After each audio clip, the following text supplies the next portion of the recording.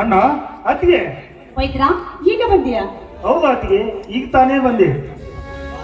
ಸೋದರ, ಜಂಗಿ ಕುಸ್ತಿಯಲ್ಲಿ ಹೋದ ವಿಷಯನಾಯಿತು. ಅಣ್ಣ, ಈ ದಿನ ತಮ್ಮ ಜಂಗಿ ಕುಸ್ತಿಯಲ್ಲಿ ಗೆದ್ದು ಬಂಗಾರದ ಕೋಟೆಯನ್ನು ಗೆದ್ದು ತಂದಿದ್ದೇನೆ. ಈ ಬಂಗಾರದ ಖಡ್ಗವನ್ನು ತೋರಿಸಬೇಕೆಂದು ಆಕಾರದಿಂದ ಓಡಾಡಿ ಬಂದಿದ್ದೇನೆ. ನೋಡಿಲಿ. ಸಂತೋಷವಾಯಿತು ಸೋದರ, ಈ ಬಂಗಾರದ ಕಾಟಕ ನೋಡಿ. ಸೋದರ, ಮೊದಲು ಈ ತಾಯಿಗೆ ನಮಸ್ಕರಿಸು. ಆಯ್ತು ಅಣ್ಣ, ಈ ತಾಯಿ ಆಶೀರ್ವಾದಕ್ಕಿಂತಲೂ ನೀನ ಆಶೀರ್ವಾದನೂ ಅಷ್ಟೇ ಮುಖ್ಯ. ಆಶೀರ್ವದಿಸೋಣ.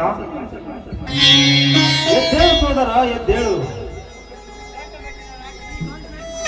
ನೋಡು